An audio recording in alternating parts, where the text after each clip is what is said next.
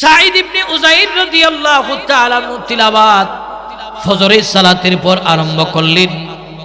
সাঈদ ইবনে উযাইর তিলাওয়াত করতেছে, এমন সময় যুদ্ধের গোড়া লাফাইতেছে। এই লাফানোর দিকে আতঙ্ক ভয় অন্তরের ভিতরে পয়দা হয়ে গেল। নবী সাহাবী চিন্তা করলেন, আমার বাচ্চাকে দেখা যায় দরজার সামনে দাঁড়ালো, এই বাচ্চাকে ঘরের ভিতরে দিয়ে আসতে হবে। সাঈদ ইবনে উযাইর রাদিয়াল্লাহু তাআলা ঘরের ভিতরে এই বাচ্চাকে দিয়ে যা।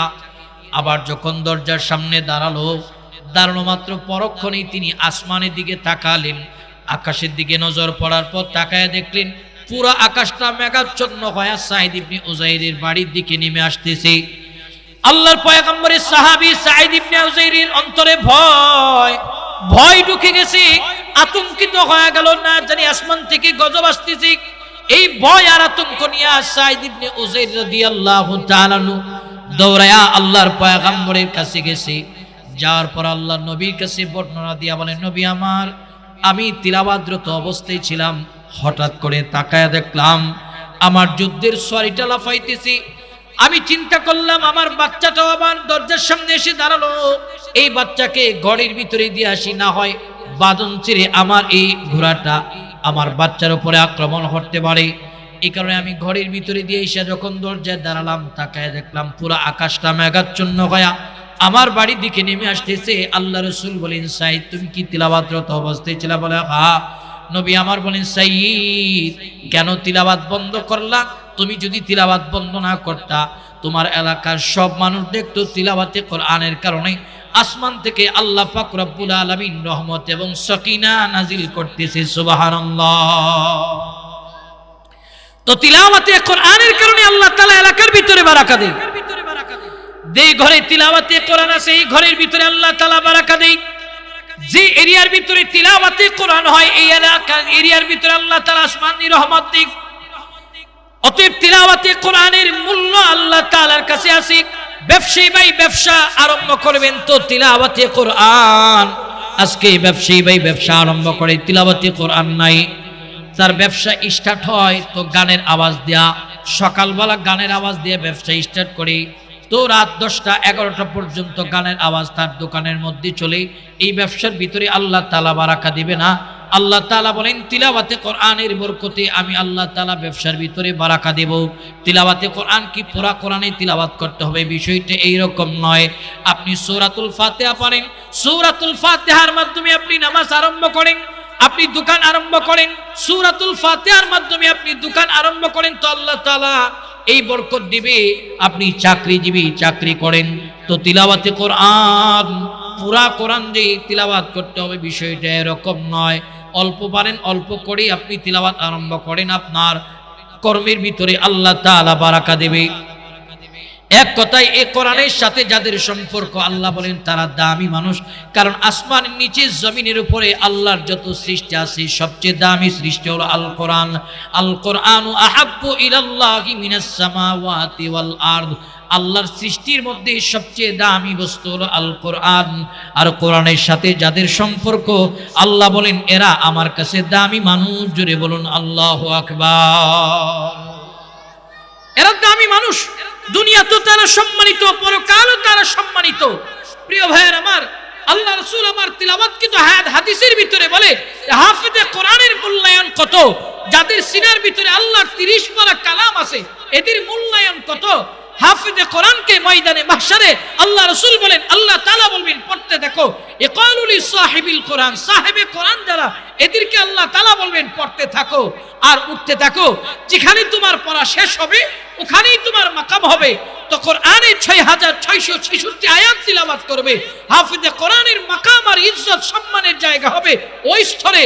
হাফেজে কোরআন বলবে, আল্লাহ এত বড় উঁচু ভবনের মালিক বানাইয়া এত কামরা কাকে নিয়ে থাকবো? তো হাফেজে কোরআনকে আল্লাহ তাআলা বলবে, দেখো দুনিয়াতে তোমাদের সঙ্গে কাদের মহাব্বত ছিল, ভালোবাসা ছিল, দিলের কানেকশন ছিল, এদেরকে ধরে ধরে দেখে দেখে এক একটা কামরার মালিক বানাইয়া দাও। ধরে বলুন সুবহানাল্লাহ। তো পৃষ্ঠার কোরআনের সাথে যাদের সম্পর্ক হবে তারাও দামি, জীবন্ত কোরআনের সঙ্গে যাদের সম্পর্ক হবে তারাও দামি। আজকে তো কোন কোরআনের সাথে আমাদের সম্পর্ক নাই। মুসলমান যেন কোরআন থেকে একেবারে দূরে যাইতেছে, কোরআন থেকে নিজেদেরকে দূরে সরায় ফেলতেছে। আজকে অনেকে কোরআন তিলাওয়াত জানে না, আক্ষেপ আর আফসোস হয় না যে আমি তিলাওয়াত জানি না। প্রিয় ভাইয়ের আমার, আজকে তো তিলাওয়াত আমরা শিখার চেষ্টা করি না। আজকে অনেক গার্ডিয়ান আছে আমাদের ছেলে মেয়েদেরকে তিলাওয়াতে কোরআন শিক্ষার গুরুত্ব দেয় না। আরে আমার সন্তানকে আজকে গান শেখানোর জন্য মাস্টার রাখা হয়, একতারা, দুতারা, সেতারা, আরো কত তারা আছে, নৃত্য শেখানোর জন্য মাস্টার রাখা হয়। প্রিয় ভাইয়ের আমার, আজকে তিলাওয়াতে কোরআন শিখবে এই জন্য মাস্টার রাখা হয় না, তিলাওয়াতে কোরআনের গুরুত্ব তাকে দিয়ে শেখানো হয় না।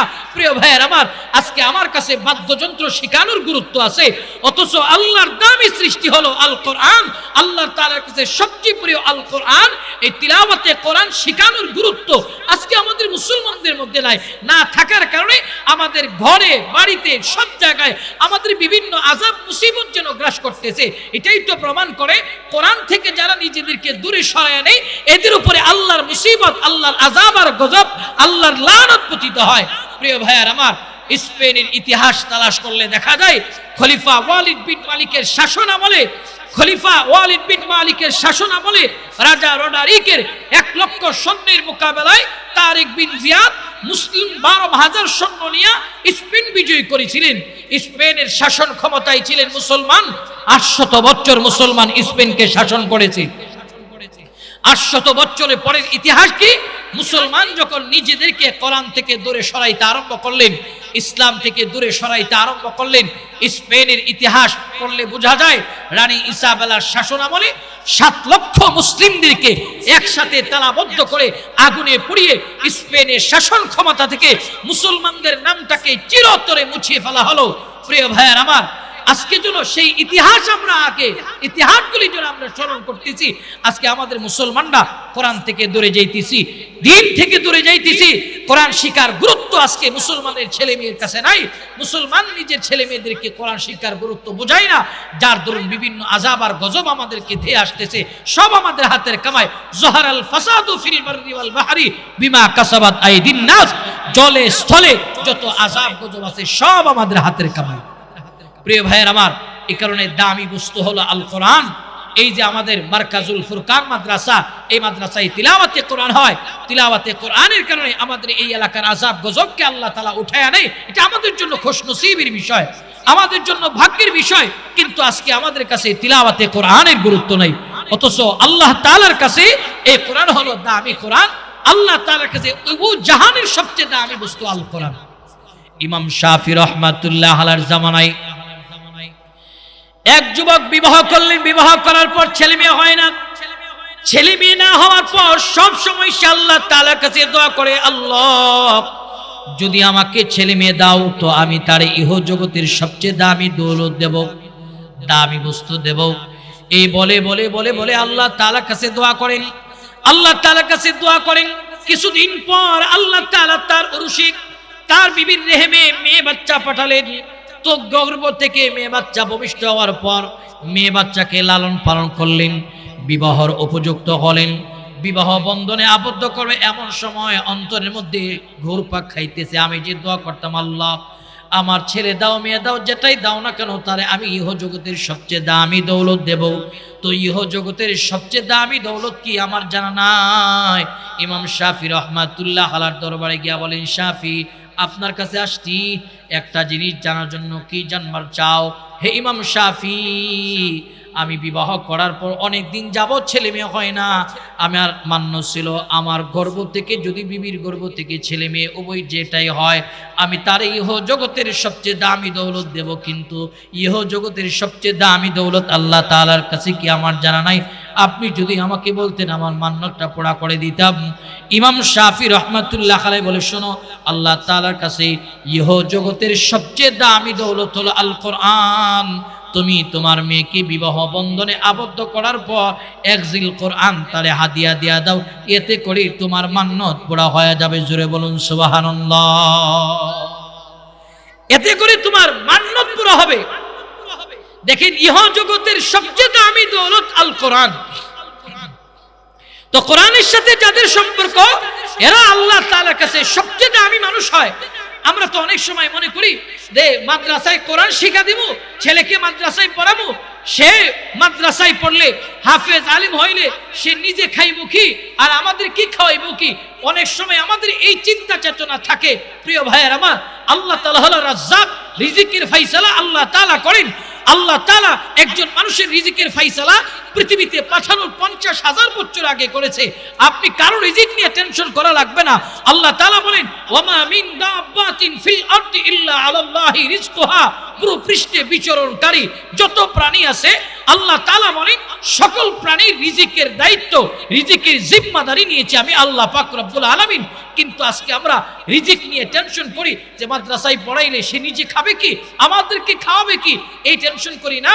এমন টেনশন করবো না, এটা লালন করা তো শিরকি আকীদা। প্রিয় ভাইয়ের আমার, অতএব রিজিকের ফয়সালা করেন আল্লাহ পাক। ছেলেকে মাদ্রাসায় পড়াবেন, হাফেজ আলেম বানাবেন, রিজিকের দায়িত্ব নিয়েছে আল্লাহ পাক রব্বুল আলামিন। প্রিয় ভাইয়ের আমার, কোরআন যারা শিখে আল্লাহ তাআলা এদের রিজিকের অভাব রাখে না।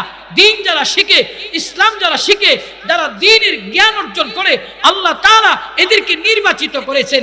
আল্লাহ তাআলা নির্বাচিত করেছেন বিধায় এদেরকে মাদ্রাসায় এনেছেন। এদের সিনাটাকে আল্লাহ তাআলা কবুল করেছেন। এদের রিজিকের দায়িত্ব আল্লাহ তাআলা নিয়েছে। এমন জায়গা থেকে রিজিক দিবে আমি আপনি কল্পনা করতে পারবো না, আমি আপনি কল্পনা করতে পারবো না। আল্লাহ তাআলা এমন রিজিক এদেরকে দিবে। প্রিয় ভাইয়ের আমার, খেয়াল করেন, ইমাম আজম আবু হানিফা রাহমাতুল্লাহি আলাইহির কয়েকজন বিশেষ বিশেষ শাগরেদ থেকে একজন ছাত্র হলো ইমাম আবু ইউসুফ রাহমাতুল্লাহি আলাইহি। তো ইমাম আবু ইউসুফ রাহমাতুল্লাহি আলাইহি অত্যন্ত গরিব সন্তান। ইমাম আবু ইউসুফ রাহমাতুল্লাহি আলাইহির আম্মা জান, ওনার বাবা ছিলেন না, ওনার মা অন্যের বাড়িতে কাজ করে করে ইমাম আবু ইউসুফ রাহমাতুল্লাহি আলাইহিকে লালন পালন করতেন। তো ইমাম আবু ইউসুফের আম্মা জান অসুস্থ হয়ে গেলেন। অসুস্থ হয়ে তার সন্তান আবু ইউসুফকে গিয়া বললেন, ইউসুফ, আমি তো এতদিন তোমাকে লালন পালন করেছি, খাবার জোগান দিয়েছি, আমি তো অন্যের বাড়িতে কাজ করে করে তোমার মুখে খাবার তুলে দিয়েছি, এখন তো আমি অসুস্থ, আমি তো মানুষের বাড়িতে কাজ করতে যেতে পারবো না, তুমি এক কাজ করো, একটা কাজের সন্ধানে বেরিয়ে যাও। ইমাম আবু ইউসুফ রাহমাতুল্লাহ আলাইহি ছোট্ট মানুষ, কে তাকে কাজ দিবে? ইমাম আবু ইউসুফ রাহমাতুল্লাহ আলাইহি কাজের সন্ধানে বের হইছে। বাজারে যেই জায়গায় কাজের লোক নেওয়া হয় এই জায়গায় গিয়ে ইমাম আবু ইউসুফ রাহমাতুল্লাহ আলাইহি বসলেন। তো সকলেই ইমাম আবু ইউসুফ রাহমাতুল্লাহ আলাইহির দিকে তাকায় আছে। ছোট মানুষ এখানে বসলো কেন? এটা তো তার জায়গা নয়, এখানে যারা কাজ করে এদেরকে নেওয়ার জন্য মানুষ আছে, এটা নির্দিষ্ট একটা জায়গা। ইমাম আবু ইউসুফ এই জায়গায় বসছে।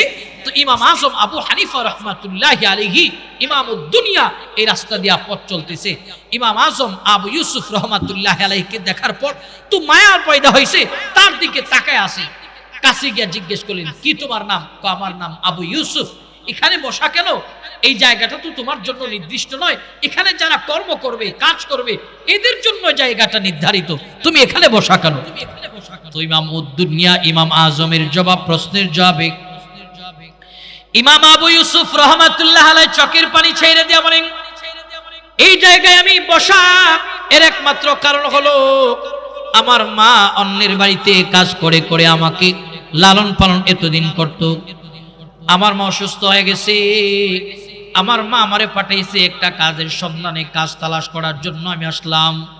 এই কারণে এই জায়গায় বসছি। ইমামুদ দুনিয়া ইমাম আজম আবু হানিফা রাহমাতুল্লাহ আলাইহি এই কথা শোনার পর অন্তরে মায়া পয়দা হয়ে গেল। ইমাম আজম আবু হানিফা বলেন, শুনো, তুমি কাজের সন্ধান আসছো, কেউ তোমাকে কাজে নিতে চায় না, আর তোমার কাজ দরকার, তবে আমি তোমাকে একটা কাজ দিব, বিনিময় তুমি আমার কাছে সকাল থেকে সন্ধ্যা পর্যন্ত বসে থাকবা। সন্ধ্যা পর্যন্ত কাজ করলে যে মাইনে পাইতা আমি এই মাইনেটা তোমারে দিয়া দিব। মুসলমান যুবক, মুরব্বী, পর্দার অন্তরালের মা, খেয়াল করে নেন, ইমামুদ দুনিয়া ইমাম আজম আবু হানিফা এই কথা বলার পর ইমাম আবু ইউসুফ রাহমাতুল্লাহ আলাইহি মুস্কি হেসে দিয়া বলেন, ঠিক আছে, আমারে নিয়ে যান, আমি সকাল থেকে সন্ধ্যা পর্যন্ত আপনার কাছে থাকবো, যত টাকা মাইনে পাই তত টাকা আপনি আমাকে দেন, এতে আমার কোনো কষ্ট নাই। ইমাম আজম আবু ইউসুফ রাহমাতুল্লাহ আলাইহি ধৈরা বাড়িতে নিছে, বাড়িতে নিয়া সকাল থেকে সন্ধ্যা পর্যন্ত তারে কোরআন শিখায়, সকাল থেকে সন্ধ্যা পর্যন্ত তারা হাদিস শিখায়, মাসআলা মাসাইল শিক্ষা দেয়। এইরকম করে করে ইমাম আজম আবু হানিফা রাহমাতুল্লাহ আলাইহি আবু ইউসুফরে জ্ঞান দেয়। ইসলাম দ্বীনি কথাবার্তা শিক্ষা দেয়, কোরআন শিক্ষা দেয়। ইমাম আবু ইউসুফ রহমাতুল্লাহ আলাইহি বহুদিন অতিবাহিত হলেন, দ্বীন শিখলেন, কোরআন শিখলেন, ভালোই লাগে আসা যাওয়া করে। তো ইমাম আবু ইউসুফ রহমাতুল্লাহ আলাইহি ইমাম আজমের কাছ থেকে দ্বীনি ইলম শিক্ষা করার কারণে, কোরআন শিক্ষা করার কারণে তার রিজিকের অভাব নাই, সম্মানের অভাব নাই। খলিফা আল মাহদি মনসুরের শাসন আমল 783 হিজরি সন, 783 হিজরি সনে খলিফা আল মাহদি মনসুরের শাসন আমলে ইমাম আবু ইউসুফ রহমাতুল্লাহ আলাইহিকে লোকাল বিচারপতি হিসাবে নিযুক্ত করা হলো, একজন জাস্টিস লোকাল বিচারপতি হিসাবে নিযুক্ত করা হলো। এরপরে ইতিহাস, সম্মান আরো বাড়ে, ইজ্জত আরো বাড়ে, কারণ কোরআনওয়ালার ইজ্জত আল্লাহ তাআলা বাড়ায় দেয়, সম্মান আল্লাহ তাআলা বাড়ায় দেয়। রিজিকের অভাব নাই, সম্মানের অভাব নাই। ইমাম আবু ইউসুফ রহমাতুল্লাহ আলাইহি বাদশাহ রশিদের জামানায় আরো সম্মান বেড়ে গেল, ইজ্জত বেড়ে গেল। বাদশাহ রশিদের জামানায় ইমাম আবু ইউসুফ রহমাতুল্লাহ আলাইহিকে ওনার রাজদরবারের প্রধান জাস্টিস বিচারপতি হিসাবে নিযুক্ত করলেন। তিনি হলেন প্রধান বিচারপতি। বাদশাহ রশিদের দরবারে তার সম্মানের অভাব নাই, খাবারের অভাব নাই, রিজিকের অভাব নাই, চতুর্দিকে খাবার। একজন ইলিম ওয়ালার সম্মান যত মুরব্বী হয় তত বাড়ে, হাফেজের সম্মান যত মুরব্বী হয় তত বাড়ে, আলেম যত মুরব্বী হয় তত তার সম্মান বাড়ে, ইজ্জত বাড়ে, কদর বাড়ে। তো ইমাম আবু ইউসুফ রহমাতুল্লাহ আলাইহি বাদশাহ রশিদের দরবারে, বাদশাহ রশিদের দরবারে শাহী খাবার, বাদশাহী খাবার সব যখন তার সামনে যায়, একদিনের ঘটনা, বাদশাহ রশিদের সামনে যখন দামি দামি খাবার তার খাদেমরা নিয়ে উপস্থিত করলেন, বাদশাহ রশিদ বললেন, তোমরা যে আমার সামনে দামি দামি খাবার দিলা, আমার ঘরে একজন আহলি ইলম আছে, কোরআন ওয়ালা আছে, যার সিনার ভিতরে 30 পারা কোরআন, যার সিনার ভিতরে দ্বীন আছে, জ্ঞান আছে, তাকে তোমরা এই ভিআইপি খাবার, হাফালুদা খাবার পৌঁছাইলা। ইমাম আবু ইউসুফ রহমাতুল্লাহ আলাইহি কি খাবার তোমরা দিছো? বাদশাহ রশিদের খাদেম বলতেছে, না, তার এই খাবার দেই নেই, কারণ এই দামি দামি খাবার আমরা এত কষ্ট করে আপনার জন্য তৈরি করেছি, কেবল বাদশাহ এই খাবার খাবে।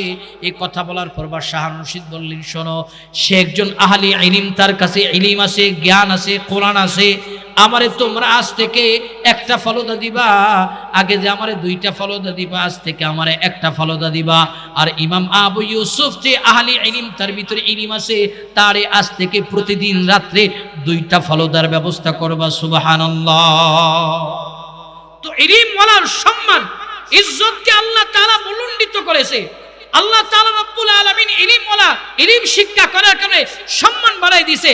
এই কারণে আল্লাহ পাক রব্বুল আলামিন বলে যে যাদের ভিতরে 30 পারা কোরআন আছে, এদের সম্মান আমি দুনিয়াতে বাড়াই দেই, পরকালে এদের সম্মান আর ইজ্জত আল্লাহ তাআলার কাছে আছে। এই যে মাদ্রাসা ছাত্ররা আজকে পাগড়ি নিবে, এটা আপনাদের জন্য খুশনসিবের বিষয়। এখানে তিলাওয়াতে কোরআন হয়, তিলাওয়াতে কোরআনের কারণে রব্বে কায়নাত আমাদের আযাব গজব উঠায় নেয়। কারণ আমরা যখন কোনো গুনাহ করে ঘুমিয়ে যাই, আল্লাহ বলেন আমি গজব দিয়া ধ্বংস করে দিতাম, দেই না কেন? ফজরের আগে তাহাজ্জুদের রাতে এমন কিছু ছোট্ট বাচ্চা ঠান্ডা পানি দিয়ে ওযু করে, ঠান্ডা পানি দিয়ে ওযু করে আমি আল্লাহর কালামকে সামনে নিয়ে, আমি একজন হাফেজে কোরআনের কারণে, আলেমের কারণে আল্লাহ তাআলা এক একজন জাতির পরিবর্তন করছে।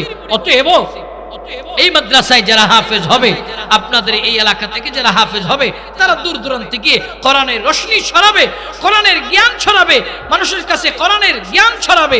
প্রিয় ভাইয়ের আমার, অতএব এদের সম্মান আর ইজ্জত ভালোবাসতে হবে, কারণ এদের সঙ্গে সম্পর্ক ভালোবাসার কারণে আল্লাহ তাআলা রব্বুল আলামিন আমার খানদানের ভিতরেও ভালো ভালো যোগ্য যোগ্য আলেম বুজুর্গ পয়দা করে দিতে পারে। আলেমের মহব্বত ভালোবাসা থাকলে আল্লাহ তাআলা খানদানে আলেম পয়দা করে দিবে। হাফেজের মহব্বত ভালোবাসা থাকলে আল্লাহ তাআলা খানদানের ভিতরে হাফেজ আলেম পয়দা করে দিবে। এই কারণে এদের মহব্বত থাকা চাই, এদেরকে ভালোবাসা থাকা চাই। ভালোবাসা অনেকটা দিক আছে, খালি যে এদেরকে টাকা পয়সা দিয়ে ভালোবাসতে হবে বিষয়টা এরকম নয়। জবানের ভালোবাসা এটাও ভালোবাসা, হৃদয় থেকে এদেরকে ভালো ব্যবহার করা এটাও ভালোবাসা।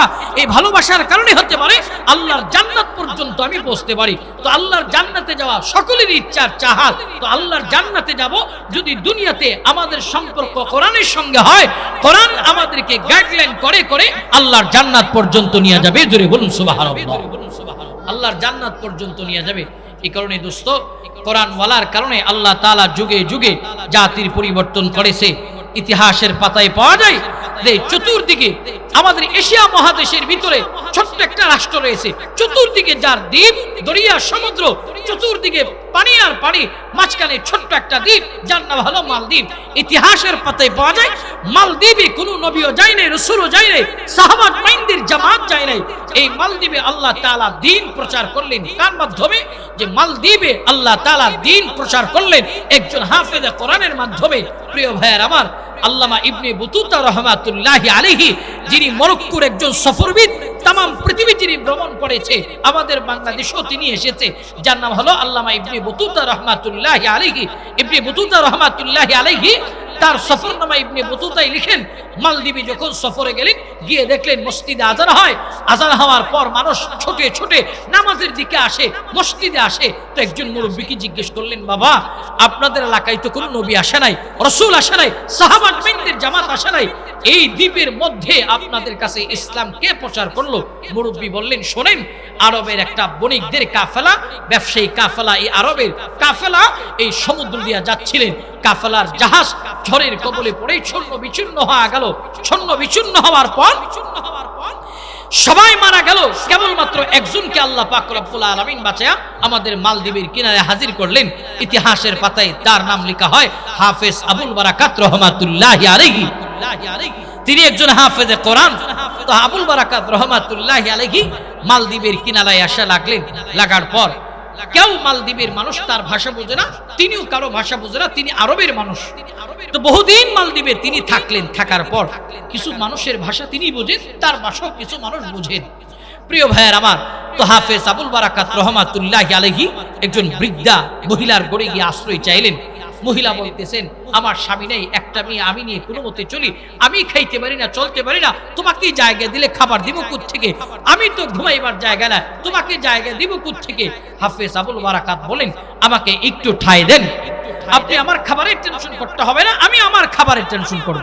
প্রিয় ভাইয়ার আমার, ইবনে বতুতা রহমাতুল্লাহি আলাইহি তার সফরনামা ইবনে বতুতায় লিখেন, হাফেজ আবুল বারাকাত রহমাতুল্লাহি আলাইহি এই বৃদ্ধা মহিলার ঘরে আশ্রয় নিলেন। বহুদিন যাবত হাফেজ আবুল বারাকাত রহমাতুল্লাহি আলাইহি এই বৃদ্ধা মহিলার ঘরে থাকলেন। বহুদিন পর হাফেজ আবুল বারাকাত রহমাতুল্লাহি আলাইহি যখন মালদ্বীপে চলাফেরা করে অনেক দিন অতিবাহিত হলেন, এমন সময় তিনি জঙ্গল থেকে কাঠ সংগ্রহ করে বাজারে বিক্রি করেন। বাজারে বিক্রি করে করে করে করে তিনি তার জিন্দেগি চালায়। একদিন হাফেজ আবুল বারাকাত রহমাতুল্লাহি আলাইহি জঙ্গল থেকে লাকড়ি সংগ্রহ করে বুঝা কাঁধে নিয়া যে ঘরে আশ্রয় নিয়েছিলেন ঘরের সামনে আসলেন। আসার পর তাকায় দেখতেছে এই ঘরের সামনে সরকারি প্রশাসনের লোকেরা দাঁড়ায় আছে। হাফেজ আবুল বারাকাত রহমাতুল্লাহি আলাইহি ঘরের সামনে দাঁড়ালেন, দাঁড়ায় এদের দিকে তাকালেন, তাকায় ঘরের ভিতরে গেল। যাওয়ার পর তাকায় দেখলেন ঘরের যে বৃদ্ধা মহিলা জায়গা দিয়েছে, মহিলা কান্না করতেছে। গিয়া হাফেজ আবুল বারাকাত জিজ্ঞেস করেন, মা কেন কান্না করো? কি কান্নার কারণ? কিছু কান্না হলো সুখের কান্না, আর কিছু কান্না হলো দুঃখের কান্না। সুখের কান্না দেখলেই বোঝা যায়, আর দুঃখের কান্না দেখলেই বোঝা যায়। হাফেজ আবুল বারাকাত রহমাতুল্লাহি আলাইহি মহিলার কান্না দেখে বুঝতে পারলেন এটা দুঃখের কান্না, শোকের কান্না নয়। জিজ্ঞেস করলেন, মা কেন তুমি কান্না করো? বলে, আমার হৃদয়ের দুঃখ আর ব্যথা তোমার কাছে বললে কি সমাধান হবে? বলে, একটু বলেন না, আমি আপনার একটু উপকার করতে পারি কিনা দেখি। মহিলা কান্না করে বলেন, দেখছো ওই যে তুমি ঘরের দরজায় দেখে আসতো সরকারি প্রশাসনের লোকেরা দাঁড়ায় আছে, এরা হলো রাষ্ট্রের প্রশাসনের লোক।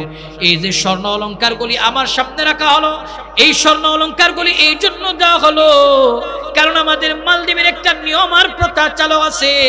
মালদ্বীপের মানুষের আকীদা বিশ্বাস হলো মালদ্বীপের সমুদ্র থেকে একটা দানব ওঠে মালদ্বীপের মানুষের ক্ষতি করে, ক্ষতি থেকে বাঁচার জন্য প্রতি বছর একটা কুমারী মেয়েকে সমুদ্রের মধ্যে বিসর্জন দেওয়া হয়। তাদের আকীদা বিশ্বাস হলো সমুদ্র থেকে একটা দানব আসে, মেয়েটার সঙ্গে জেনা ব্যভিচারে লিপ্ত হয়, মেয়েটার সঙ্গে জেনা ব্যভিচার করে তাকে মেরে ফেলে হত্যা করে চলে যায়। এতে করে মালদ্বীপের মানুষ ক্ষতি থেকে বেঁচে যায়। এই আকীদা বিশ্বাস আমাদের আছে। এই সিরিয়াল মাফিক লটারি দেওয়া হলো। লটারির মধ্যে আমার একটা মাত্র মেয়ে, তার নাম উঠছে, এখন তারে আমার জন্য আসতে এই যে স্বর্ণ অলংকারগুলি সাজায়া দেওয়ার জন্য তাকে দেওয়া হলো। অতএব আমি এই জন্য কান্না করি। হাফেজ আবুল বারাকাত বলে, কান্না করবেন না, যেহেতু আমাকে আপনি একটু জায়গা দিয়েছেন, উপকার করছেন, আপনার উপকার করব। বলে কি উপকার? বলে আপনার মেয়েটারে আপনি লুকায় রাখেন, আর স্বর্ণ অলংকারগুলি যা আছে সব আমারে পড়ায় দিয়া দেন, আমাকে সরকারি প্রশাসনের হাতে তুলে দেন। তখন মহিলা বলেন, জেনে শুনে তোমাকে মৃত্যুর কুলে ঠেলে দিতে পারি না। বলে ভয় নাই, আমার সিনার ভিতরে আল্লাহর কালাম, আল্লাহর কোরআন 30 পারা আছে, আল্লাহর কালাম আমাকে হেফাজত করবে, আল্লাহ তাআলা আমার হেফাজত করবে, কারণ আমার সিনার ভিতরে 30 পারা কোরআন, 30 পারা কোরআন আমার হেফাজত করবে, আল্লাহ আমাকে হেফাজত করবে। অতএব ভয় নাই, আপনি আমাকে স্বর্ণ অলংকারগুলি পড়ায়া সরকারি প্রশাসনের হাতে তুলে দেন। হাফেজ আবুল বারাকাত রাহমাতুল্লাহ আলাইহি এই কথা বলার পর স্বর্ণ অলংকারগুলি পড়ায়া হাফেজ আবুল বারাকাত রাহমাতুল্লাহ আলাইহি সাজায়া সরকারি প্রশাসনের হাতে তুলে দেওয়ার পর সরকারি প্রশাসনের লোকেরা হাফেজ আবুল বারাকাত রাহমাতুল্লাহ আলাইহি নিয়া মালদ্বীপের দেবতাগড়ের সামনে রাখলেন। রাখার পর রাত্র যখন গভীর হয়ে গেলেন, তালাবদ্ধ করে তারা চলে গেছে। রাত্র যখন গভীর হয়ে গেছে, মালদ্বীপের সব মানুষ যার যার ঘরে ঘুমায় আছে, কেউ নাই, চতুর্দিকে নিবিড় অন্ধকার, কেউ নাই। হাফেজ আবুল বারাকাত রাহমাতুল্লাহ আলাইহি একা সমুদ্রের দেবতাগড়ের ভিতরে, এই ঘরের ভিতরে দেবতাগড়ের ভিতরে রাত কাটাইতেছে। রাত যেই মাত্র গভীর হইছে, গভীর হওয়ার পর তিনি তাকায় দেখলেন তার কানের মধ্যে কিসের জন্য আওয়াজ শোনা যায়। জানলা দিয়া তাকাইছে, তাকায় দেখেন সমুদ্র থেকে যে একটা দানব আসতেছে। হাফেজ আবুল বারাকাত রাহমাতুল্লাহ আলাইহি আল্লাহর কালামের তিলাওয়াত বাড়াই দিছে, আল্লাহর কালামের তিলাওয়াত করতেছে।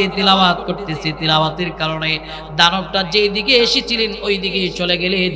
হাফেজ আবুল বারাকাত রাহমাতুল্লাহ আলাইহি সারা রাত এই ঘরের ভিতরে কাটালেন। কাটানোর পর সকালবেলা সরকারি প্রশাসনের লোকেরা আসলেন লাশ নেওয়ার জন্য।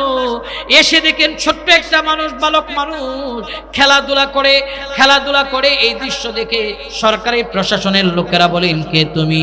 আমাদের মেয়েটা কোথায়? বলে এখানে কোনো মেয়ে ছিলেন না, সারা রাত আমি ছিলাম। বলে তোমাকে কি দানব কোনো ক্ষতি করে নাই? বলে না, ক্ষতি করে নাই, আমার সিনায় আল্লাহর কালাম, এই কালামের তিলাওয়াতের কারণে আল্লাহ তাআলা আমার হেফাজত করেছে। এই কথা বলার পর সরকারি প্রশাসনের লোকেরা বলে, তোমার এই কথা বিশ্বাস করা যায় না, চলো আমাদের বাদশা মহোদয়ের কাছে চলো, ওখানে গিয়ে যদি তুমি প্রমাণ দিতে পারো তোমার রব সত্য, তুমি যে রবের কালাম গ্রহণ করেছো কালাম সত্য, তাহলে তোমাকে ছাড় দেওয়া হবে, আর না হয় তোমাকে ছাড়া হবে না। বাদশার দরবারে চলো। হাফেজ আবুল বারাকাত রাহমাতুল্লাহ আলাইহিকে বাদশার দরবারে নিয়ে গেছে। নিয়ে যাওয়ার পর হাফেজ আবুল বারাকাত রাহমাতুল্লাহ আলাইহি বাদশার সামনে দাঁড়ালো। বাদশা মহোদয় জিজ্ঞেস করলেন, এই বলো তুমি কি এই ঘরে ছিলা? বলে হ্যাঁ ছিলাম। বলে এই ঘরে থাকার কারণে তোমাকে কোনো দানব ক্ষতি করে নাই? বলে না, করে নাই, আমার সিনায় আল্লাহর কালাম, এই কালাম তিলাওয়াত করছি, এই তিলাওয়াতের কারণে আল্লাহ তাআলা আমার হেফাজত করেছে। এই কথা বলার পর তৎকালীন সময়ের মালদ্বীপের বাদশা বলে, শোনো, তোমাকে ছাড় দেওয়া হবে না, তোমার কালাম যদি সত্য হয়, তোমার রব যদি সত্য হয়, যে রবের কালাম গ্রহণের কারণে এত বড় ক্ষতি থেকে আমরা মালদ্বীপের সব মানুষ বেঁচে গেলাম, সবাই বেঁচে গেল, যেই রবের উপরে আকীদা বিশ্বাসের কারণেই সবাই বেঁচে গেল, তোমাকে আবারও রাখা হবে যদি সশরীরে তুমি ফিরে আসতে পারো। আমি সহ নয়, মালদ্বীপের সকল মানুষ আমি সহ একত্রিত এক বাক্যে তোমার হাতে হাত রেখে কালিমা পড়ে তোমার রবের উপরে ঈমান আনবো। সুবহানাল্লাহ। তোমার রবের উপরে ঈমান আনবো। তোমার রব যদি সত্য হয়, তোমার কালাম যদি সত্য হয়, তোমার রবের উপরে ঈমান আনবো। প্রিয় ভাইয়ের আমার, তো হাফেজে কোরআন হাফেজ আবুল বারাকাত রাহমাতুল্লাহি আলাইহিকে রাখা হলো। তো পরের বছর তিনি আবার সশরীরে ফিরে আসলেন। আসার পর হাফেজ আবুল বারাকাত রাহমাতুল্লাহি আলাইহিকে দেখার পর মালদ্বীপের ততারিন্টন সময়ের বাদশা মহোদয় কালিমা পড়ে সকলকে নিয়ে মুসলমান হয়ে গেলেন। দেখেন একজন হাফেজে কোরআনের কারণে এই দ্বীপের ভিতরে আল্লাহ তাআলা ইসলামের আলো জ্বালায়া দিয়েছে, বাতি জ্বালায়া দিয়েছে। এই কারণে একজন হাফেজে কোরআনের কারণে আল্লাহ তাআলা জাতির পরিবর্তন করবে, এলাকার পরিবর্তন করবে, দেশের পরিবর্তন করবে। এই কারণে হাফেজে কোরআনের সম্মান আর ইজ্জত আল্লাহ তাআলার কাছে আছে, আলেমের ইজ্জত সম্মান আল্লাহ তাআলার কাছে আছে। আলেমের মহব্বত, হাফেজে কোরআনের মহব্বত, এই মহব্বতের বদলতে আল্লাহ তাআলা খানদানের ভিতরে আলেম পয়দা করে দিবে, হাফেজ আলেম পয়দা করে দিবে। প্রিয় ভাইয়েরা, আবার একটা ওয়াকিয়া আপনাদেরকে বলি। হিন্দুস্তানে এক বুজুর্গ ছিলেন খাজা মিশকি রহমাতুল্লাহি আলাইহি। উনার মাদ্রাসার পাশে একজন হালুয়া বিক্রেতা ছিলেন, যিনি হালুয়া বিক্রি করতেন 1 পয়সা। 1 পয়সার সম পরিমাণ মাদ্রাসার ছাত্রদেরকে হালুয়া দেওয়ার পর তিনি 1 টুকরো হালুয়া বেশি দিতেন। একদিন এক ছাত্র প্রশ্ন করলেন, চাচা আপনি 1 পয়সার সম পরিমাণ হালুয়া দেন, হালুয়া দেওয়ার পর আরেকটু হালুয়া বেশি দিন কেন?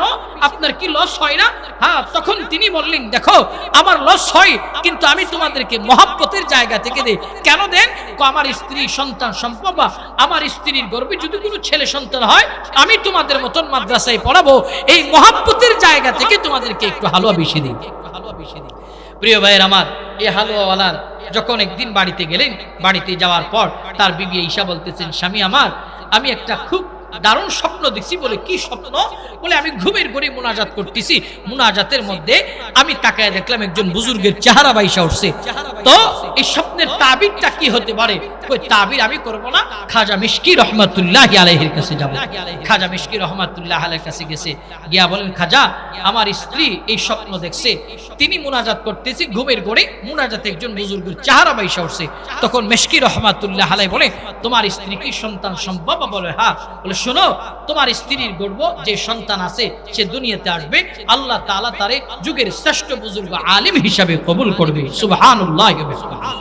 তো আলিমের মহব্বত, তালিব আজিজের মহব্বত, এই কারণেই আল্লাহ তাআলা রব্বুল আলামিন তার খানদানের ভিতরে খাজা মিশকি রহমাতুল্লাহ আলাইহির কাছে যে স্বপ্নের তাবির চেয়েছিল হালুয়াওয়ালা, এই হালুয়াওয়ালার ছেলেকে আল্লাহ তাআলা, গালেবের নামটা জেহেনে নাই, আল্লাহ তাআলা হিন্দুস্তানের সবচেয়ে বড় বুজুর্গ হিসাবে কবুল করেছিলেন। এই কারণে আলেমের মহব্বত, হাফেজে কোরআনের মহব্বত, এই মহব্বতের জায়গা থেকে যদি আমরা এদেরকে ভালোবাসতে পারি, আল্লাহ তাআলা আমাদের খানদানের ভিতরে আলেম পয়দা করে দিবে, হাফেজ পয়দা করে দিবে। কারণ এরা হলো আল্লাহ তাআলার নির্বাচিত বান্দা। আল্লাহ তাআলা এদেরকে বিভিন্ন গোত্র থেকে নির্বাচিত করেছেন।